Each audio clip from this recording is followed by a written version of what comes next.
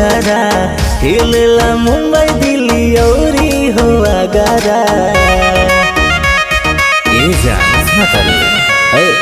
चलेलू ऐसे पहिर के हो घघरा हिलेला मुंबई दिल्ली औरी हो आगरा।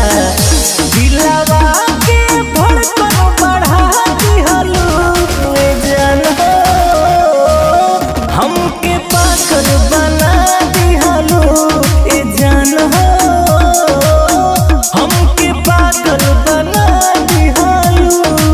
क्या बोलती हो?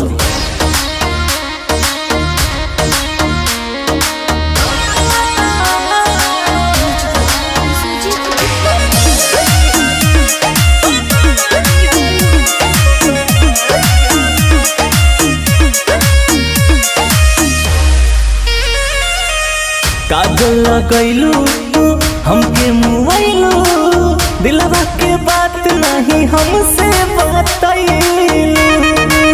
ऐसा काहे करती हो? काजल लगैलू हमके मुआइलू, दिलवा के बात नहीं हमसे बतैलू।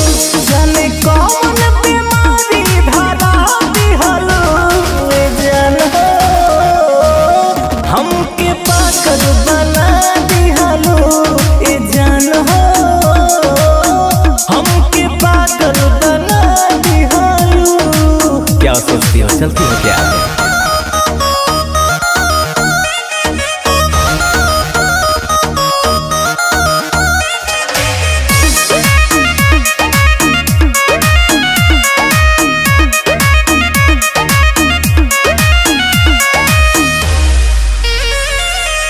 संदीप तिवारी सबका पे भारी, देखे तो आइन मारे कन्याकुमारी।